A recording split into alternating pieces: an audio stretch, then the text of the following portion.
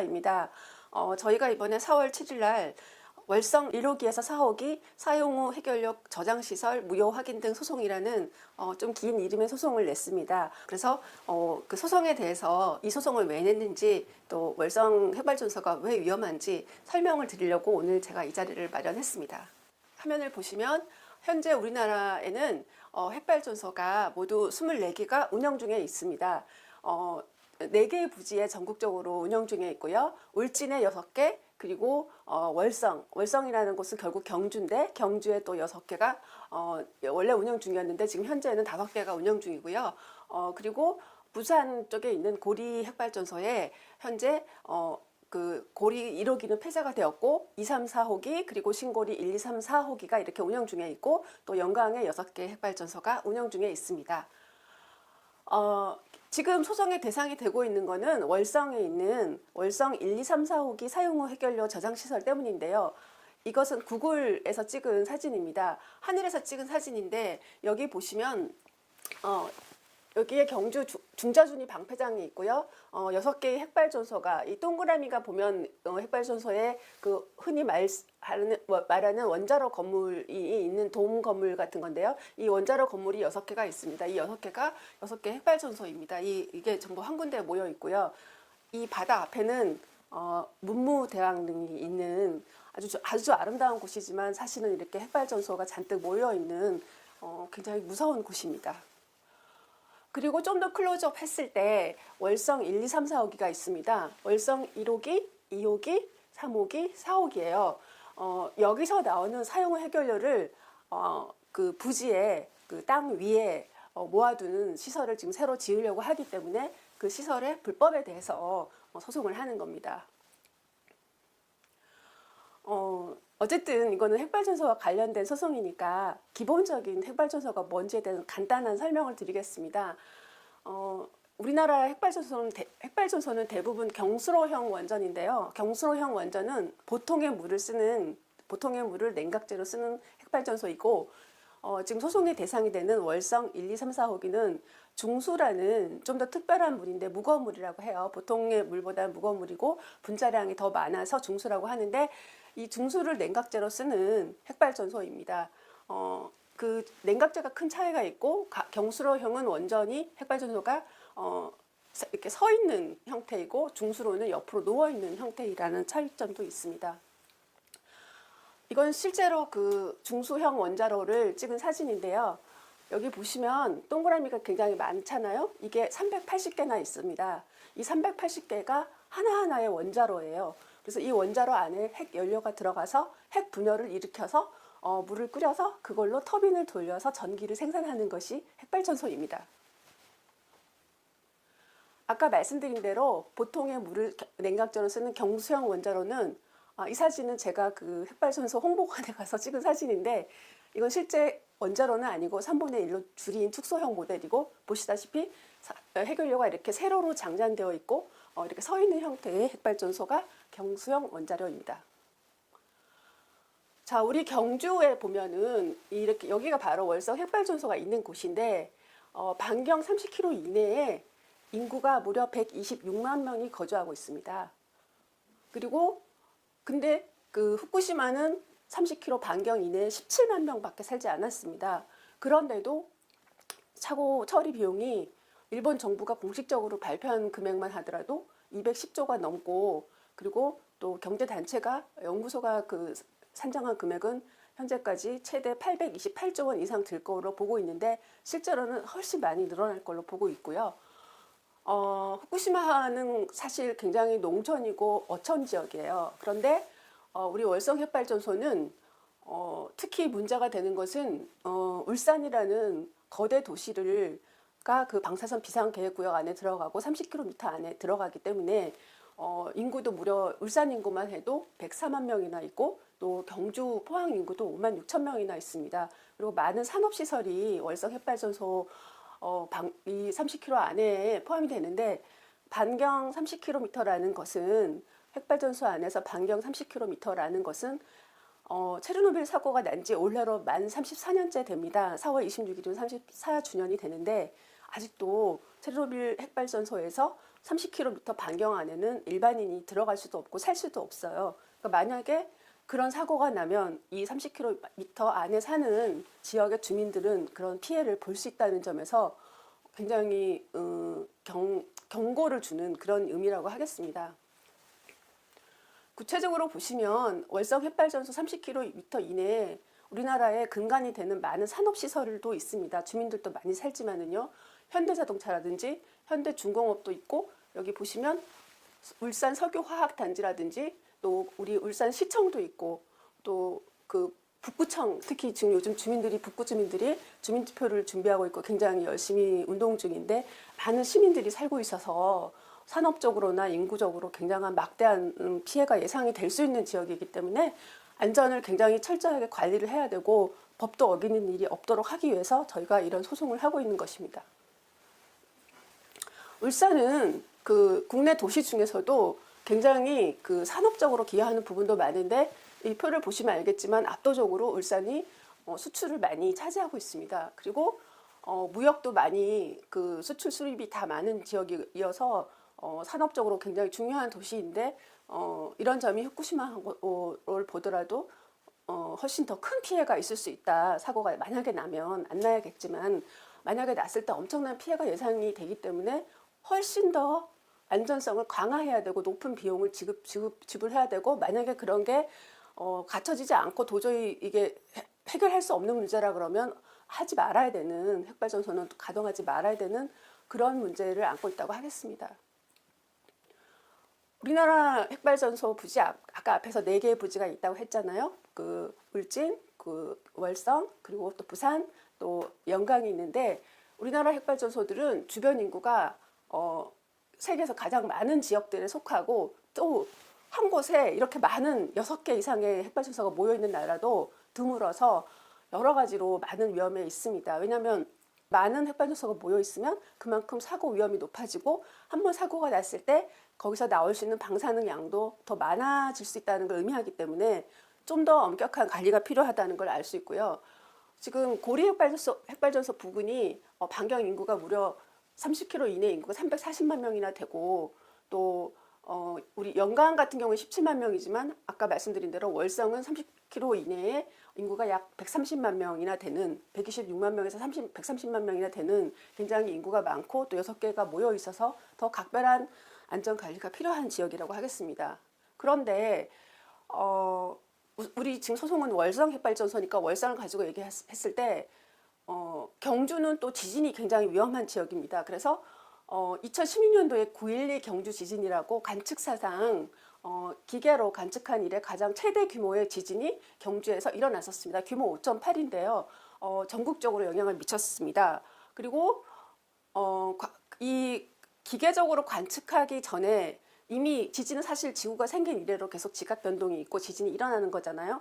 인류가 역사적으로 기록하기 시작한 문헌상 기록한 그걸 역사적 지진이라고 하는데, 역사 지진을 보더라도 경주에서는 굉장히 큰 규모의 지진이 많이 일어났습니다. 그래서 이 조금 어려운 말이긴 한데, 어쨌든 규모 6.0에서 6.9에 이르는 정도의 지진이 경주 지역에 이렇게 많이 일어났던 거예요. 그리고 기상청이 말하는 국내 역사상 가장 피해가 컸던 규모의 지진은 바로 779년도에 경주에서 있었습니다. 이때 사람이 100여 명이 죽었다고 하는데, 옛날에는 백화점이나 무슨 철도 같은 그런 철도역 같은 게 없기 때문에 한 군데 사람이 모여 있을 수 없잖아요. 100여 명이 죽었다는 거는 여러 군데서 그 당시 초가집이라든가 이런 그 튼튼한 집들조차도 무너질 정도로 피해가 광범위하게 또 심각하게 일어났다는 걸 의미하기 때문에, 이 779년의 지진은 지금 보시면 규모 6.0에서 6.9 사이에 이르는, 그러니까 지금 관측사상 지진은 5.8이 제일 크지만 관측이 되기 이전에 역사적인 지진은 훨씬 큰 규모의 지진이 많았고, 조선시대 1643년도 이럴 때도 울산 앞바다에서도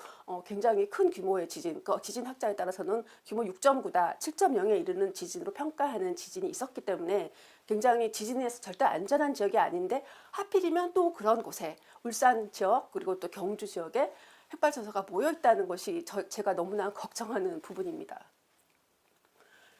실제로 보시면 국내 지진 발생은 점점 늘어나고 있고, 이게 학자에 따라서는 후쿠시마 사고 당시에 동일본 대지진이 있었습니다. 그 지진으로 인해서 지각에 어떤 변형이 와서 한국에서도 영향이 더 커졌다라고 연세대학교 홍태경 교수 같은 사람을 평가를 하는데, 실제로 국내 지진도 굉장히 많이 늘어나서 다시 이제 지진이 활성화되었다라고 평가할 수 있겠습니다. 그래서 이런 지진에 대해서 대비를 좀 더 해야 되고, 특히 가장 문제가 되는 건 핵발전소입니다. 왜냐하면 한번 사고가 나면 국가적으로 재앙이 되니까요.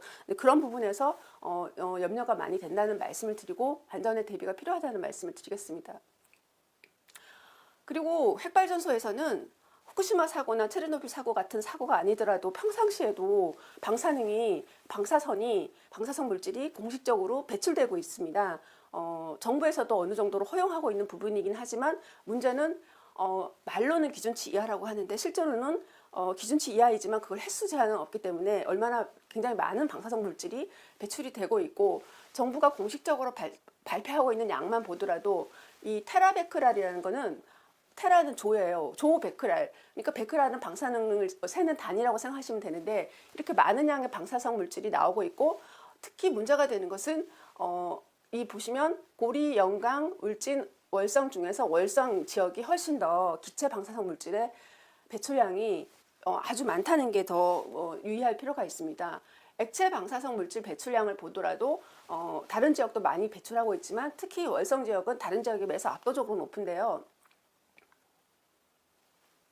방사성 폐기물 안전관리 통합 정보 시스템이라고, 이거는 원자력안전위원회 산하의 한국원자력안전기술원에서 발표하는 공식적인 핵발전소별로 이렇게 방사성 폐기물을 배출하고 있습니다라고 발표하는 자료를 가지고 계산을 전문가와 함께 계산을 해봤는데, 이거는 2018년도를 해봤습니다. 예를 들어서 2018년도를 했을 때 지금 보시면 핵발전소에서 방출되는 방사성 폐기물 중에서 기체를 이제 산정을 한 건데, 그 중에서 핵분열 및 방사의 핵종, 핵분열 물질이라고 하는 것은 예를 들어서 여러분들이 잘 아시는 세슘이나 스트론튬 같은 거 생각하시면 되는데, 그것이 전체 그 경수로 핵발전소 21기를 합친 양이 1조 1,500억 베크랄입니다. 그런데 월성 1, 2, 3, 4호기, 사실은 이 당시에 2, 3, 4호기만 가동을 했는데, 월성 1, 2, 3, 4호기 중수로의 방사성 폐기물 중에서 핵분열 생성물을 합친 양이 훨씬 많습니다. 이 3기밖에 안 되는데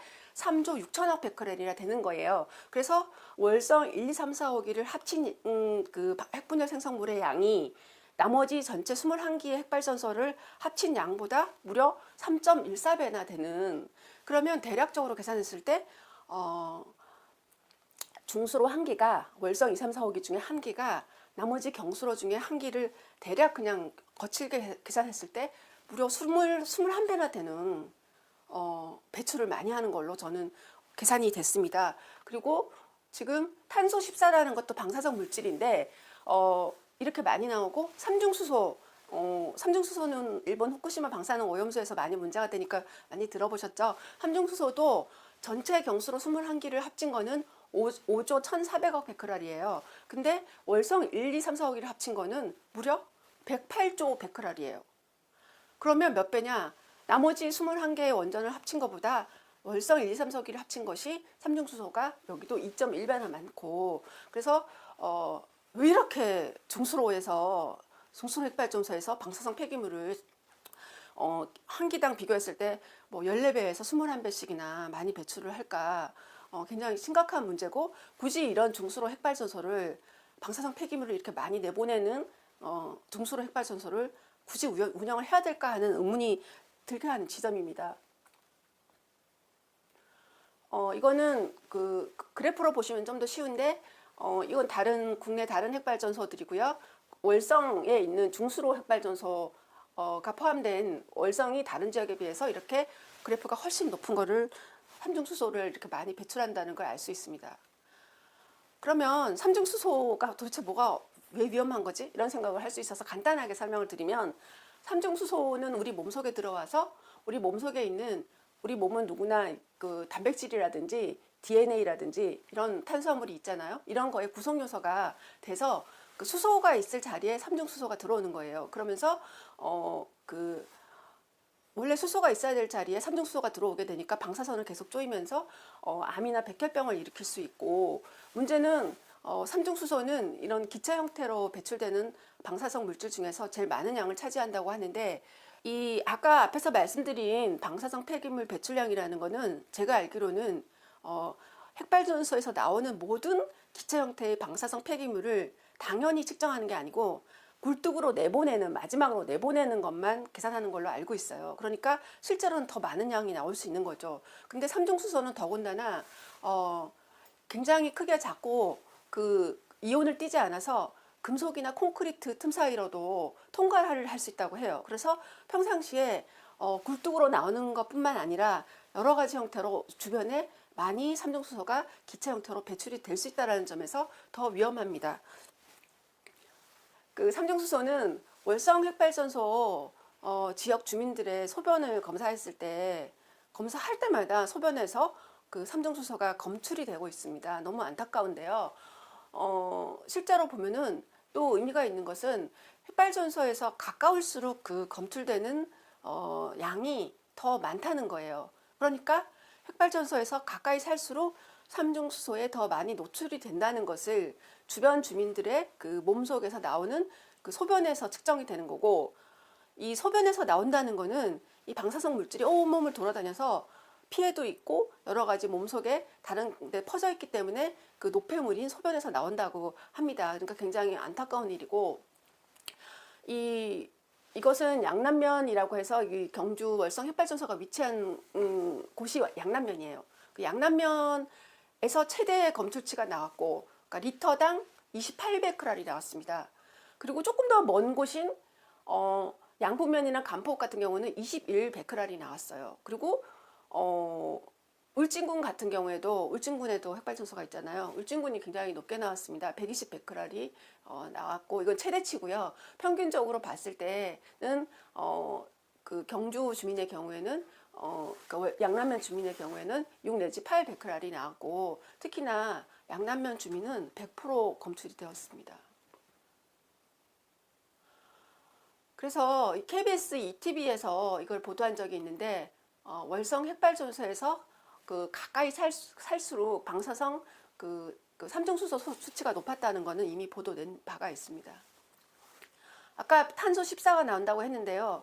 탄소 14는 그 핵발전소에서 기체 형태로 발생이 되고, 그 탄소 14가 특히 이제 몸속에 탄소가 있어야 될 자리에 탄소 14가 들어가면서 단백질이나 유전자에 끼어서 그 유전자 손상을 일으키거나 암 또는 유전병 등을 일으킨다고 알려져 있는데, 이 탄소 14는 특히 아까 말씀드린 경수로용 핵발전소에 비해서 중수로용 핵발전소에서 무려 보통 14배가 배출이 된다고 외국 논문에도 나와 있습니다.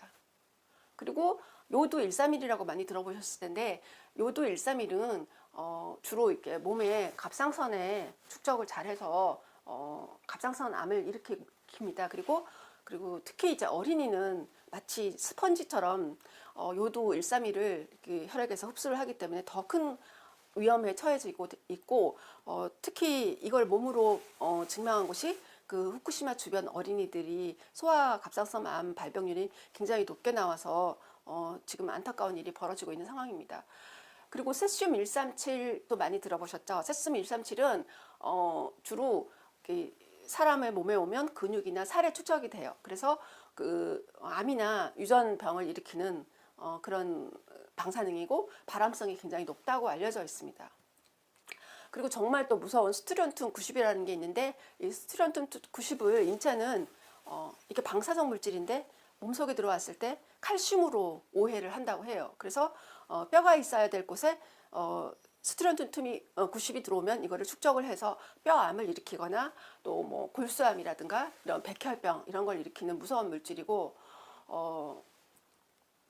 그리고 플루토늄 이상구라는 것도 있어요. 근데 플루토늄 이상구는 100만 분의 1g만 폐로 흡입을 해도 폐암을 바로 일으킬 수 있는 지구상에서 가장 무서운 독극 물질로 해서, 그래서 이 플루토늄 이름은 지옥의 신을 이름이 플루토, 거기서 따와서 플루토늄이라는 거예요. 지옥의 신같이 무서운 방사성 물질이 플루토늄 239. 이런 무서운 방사성 물질을 잔뜩 가지고 있는 게 사용 후 해결료입니다. 그래서 월성 1, 2, 3, 4호기에는 핵발전소, 다른 핵발전소도 마찬가지인데 일단 핵발전소에서 태운 핵분열을 일으킨 핵연료는 사용하고 나면 사용 후 핵연료라고 하는데 이게 너무 방사선이 높고 설량이 높고 너무 열이 높기 때문에 물속에 처음에 저장을 합니다. 그래서 한 6년 정도 저장을 하고요. 여기 보시면 사용 후 핵연료 저장 수조라고 해요. 여기에 물속에 보관을 합니다. 그러다가 한 6년 정도 이상 최소한 냉각을 해서 밖으로 지금 월성 1, 2, 3, 4호기에는 건식 저장 시설을 옮기고 있고 국내 다른 경수로 핵발전소는 이거를 그냥 다 저장 수조에 고스란히 보관을 하고 있고 그것도 더군다나 굉장히 밀집해서 저장하고 있기 때문에 더 위험한 그런 상황입니다. 6년 동안 식힌 사용 후 핵연료는 지금 월성에서는 이런 식으로 땅 위에 저장 시설에 저장을 하고 있습니다. 이거를 물 밖에서 물 없이 저장한다고 해서 건식 저장 시설이라고 해요. 그래서 지금 이 캐니스터라는 시설이 있고 제일 먼저 지어졌고 캐니스터는 사일로라고도 부르더라고요. 그 캐니스터가 있고 지금 1단계 맥스터라고 해서 맥스터라는 말은 뭐 그냥 이름이에요. 유형인데 원칙적으로는 사용 후 핵연료 건식 저장 시설인 거죠. 그 이름을 1단계 맥스터라고 해서 이 캐니스터와 맥스터는 이미 1단계는 이미 가동 중에 운영 중에 있고 이번에 소송이 대상이 된 거는 이런 1단계 맥스터와 같은 규모의 사용 후 핵연료 저장 시설을 또 대규모로 짓겠다고 해서 이 과정에 불법이 많았기 때문에 소송을 한 겁니다. 지금 보시면 이미 가동 중인 건식 저장 시설이 이렇게 캐니스터가 300개가 있고 여기에 사용 후 핵연료가 무려 16만 2천 다발이 저 안에 보관되어 있어요. 그리고 맥스터라는 건 2007년도부터 짓기 시작해서 지금 2009년도에 지은 건데 맥스터 7기에 이런 건물이죠. 콘크리트 건물 안에 뭐 이렇게 보관하고 있는 건데 이거를 여기 안에도 이미 사용 후 핵연료가 무려 16만 8천 다발이나 보관되어 있어요. 근데 이만큼 더 보관할 수 있는 거를 사용 후 핵연료를 16만 8천 다발을 더 보관할 수 있는 맥스터라는 시설을 더 짓겠다라는 게 이번에 원자력안전위원회가 1월 10일 날 허가를 해주는 거고 그 처분을 취소하라는 소송을 하는 거죠. 아까 보신 맥스터라는 건물은 그 안에는 이런 식으로 바스켓이 있고 그 안에 사용 핵연료가 들어가고 이런 건물을 짓겠다. 이게 지금 2단계 맥스터라는 거고 사용 핵연료라는 거는 경수로 사용 핵연료하고 중수로 사용 핵연료가 모습이 좀 달라요. 근데 어쨌든 중수로 월성 1, 2, 3, 4호기에서 핵연료라는 거 하는 건 저 옆에 왼쪽에 있는 그림이고 이거를 원자로 안에서 핵분열을 시키고 나면 오른쪽의 형태가 됩니다. 이게 하나의 한 다발이고 지금 2단계 맥스터에서는 이 다발을 16만 8천 다발을 보관할 수 있는 시설을 짓겠다는 거죠. 그러면 사용 후 핵연료가 뭐지? 얼마나 위험한 거야? 이런 생각을 할 수 있습니다. 얼마나 위험하냐면 지구에서 가장 위험하고 가장 독성이 강한 물질입니다. 그래서 원자로에서 막 꺼낸 사용 후 핵연료는 방사능이 얼마나 세냐면 1m 거리에서 순식간에 즉사할 수 있는 그러니까 핵발전소에서 막 꺼낸 사용 후 핵연료는 그 옆에 사람이 서 있으면 바로 죽는다는 거예요. 순식간에. 그 정도로 독성이 강하고 아까 앞에서 설명드린 사용 후 핵연료 저장 수조 물에 보관을 한다고 했잖아요. 처음에 6년 정도, 5, 6년 정도 그 수조에서 10년 동안 식혔어요. 10년 동안 식혀도 1m 떨어진 곳에 있으면 바로 옆에 있을 때 25초 만에 1개월 만에 사망할 수 있는 그 정도의 높은 방사선량을 피폭을 당한다는 거죠. 그러니까 10년 동안 냉각시킨 사용 후 핵연료를 할지라도 사람이 1m 앞에 있으면 25초만 서 있어도 그 사람이 1개월 안에 죽게 된다는 거예요. 그렇게 무서운 사용 후 핵연료가 무려 16만 8천 다발이나 보관하겠다는 시설을 새로 짓겠다는 거고 그 2배에 되는 양이 지금 경주에 있는 월성 핵발전소의 건식 저장 시설에 이미 보관이 되어 있습니다. 너무 무섭지 않나요? 사용 후 핵연료가 이렇게 엄청나게 방사선량이 높기 때문에 사용 후 핵연료 방사능이 천연 우라늄 수준으로 떨어지는 데는 약 30만 년이 걸린다고 합니다. 그래서 사용 후 해결료 최종 처분장을 만들면 거기서 보관하는데 최소한 10만 년에서 30만 년 정도 걸린다. 이렇게 다들 얘기하는 거고, 이런 걸 만들 시설을 둘 곳이 없는 것이 현실입니다. 그래서 국내 각 핵발전소별로 사용 후 해결료를 저장하고 있는 양을 보면 이거는 2019년도 4분기 기준인데요. 어쨌든 간에 아까 말씀드린 대로 경수로 핵발전소 21기에 다 모여있는 사용 후 해결료는 19,268 다발이에요. 그러니까 약 2만 다발이 안 되죠. 21개 핵발전소에 사용 후 해결료가 약 2만 다발 정도, 이것도 굉장히 많은 양입니다. 이게 모여있는데 문제는 월성에 있는 월성 1, 2, 3, 4호기에는 지금까지 모아둔 게 사용 후 해결료가 무려 46만 3천 다발이나 있습니다. 그래서 이 월성의 1, 2, 3, 4호기 중수로 핵발전소는 사용 후 해결료를 경수로도 문제지만 너무나 엄청나게 거기에 비해서 너무나 더 많은 핵발전 사용 후 해결료를 배출하고 있기 때문에 아까 말씀드린 대로 평상시에도 가동 중에도 방사성 폐기물을 기체 형태로나 액체 형태로도 굉장히 많이 배출을 하고 있고, 또 사용 후 해결료도 이렇게 엄청나게, 보통은 한 기당 비교를 하면 중수로 핵발전소가 경수로에 비해서 약 5배 이상의 사용 후 해결료를 배출한다고 합니다. 그래서 너무나 많은 걸 배출하고 있기 때문에 굉장히 문제가 된다는 말씀을 드리는 거고, 이런 시설을 꼭 가동을 해야 되는가라는 의문이 드는 겁니다. 후쿠시마 사고 직후에 신동아에서 미국의 국방부 산하의 국방위험감소국이라는 데서 개발한 그 시뮬레이션 프로그램을 가지고 우리나라에서 만약에 체르노빌 같은 사고가 나면 피해가 얼마나 될지 이거를 시뮬레이션을 했는데 가정이 중요하겠죠. 그래서 일단 그 체르노빌 4호기 수준의 사고가 나고 바람이 불지 않는 상황, 그리고 바람이 수도권을 향해서 초속 3m로 불어오는 상황을 가정해서 시뮬레이션을 했고, 그리고 또 사람이 일단 대피를 하지 않는다고 가정을 했어요. 근데 실제로는 대피를 하시겠죠. 그러나 경우에 따라서는 시간 안에 대피를 못하고 그 안에 빠져나가지 못하는 주민들도 있을 수 있겠죠. 어쨌든 대피하지 않는 경우를 가정을 했고, 이거는 피해를 키우는 측면이 있겠죠. 그러나 또 한편은 사용 후 해결료에서는 사고가 방사성 물질이 배출되는 경우를 제외했기 때문에 그만큼 피해는 줄어드는 걸로 예상이 되는데, 그런 가정하에서 사고를 시뮬레이션을 했을 때 만약에 월성 1호기 한 개의 핵발전소가 폭발하면 어떻게 되는지를 봤더니 반경 30km 안에서 30일 이내 사망자가 무려 6,300명이나 나온 것으로 시뮬레이션 결과가 나왔습니다.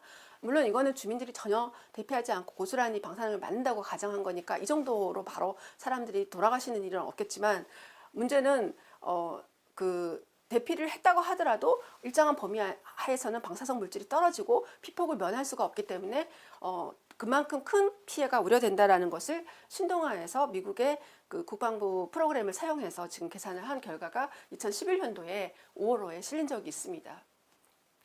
그리고 이거는 원자력 안전위원장을 지낸 강정민 박사가 2016년도에 국회 토론회에서 발표한 결과인데요. 이 프로그램은 고리 3호기에 모아둔 사용 후 해결료가 약 880톤 정도인데요. 여기서 만약 화재가 일어났을 때 피해가 얼마나 될지를 계절별로 바람의 방향에 따라서 방사성 물질이 확산되는 범위나 방향이 달라지잖아요. 그걸 시뮬레이션 한 건데 이거는 지금 보시면 4월 달에 사고가 나면 이렇게 될 수 있다는 결과이고, 또 하나는 이거는 9월 달에 사고가 나면 한반도의 거의 절반 정도가 굉장히 높은 정도로 방사성 물질에 오염이 된다는 결과를 이 계산은 프린스턴 대학의 마이클 셰프너 박사가 계산한 거예요. 그래서 이런 결과가 있는데, 이걸 보여드리는 이유는 지금 소송의 대상은 사용 후 해결료 저장시설에 관한 문제인데, 사용 후 해결료 저장시설은 그야말로 아까 말씀드린 대로 사용 후 해결료 안에는 엄청난 방사성 물질이 많이 모여있기 때문에 여기서 화재가 났을 때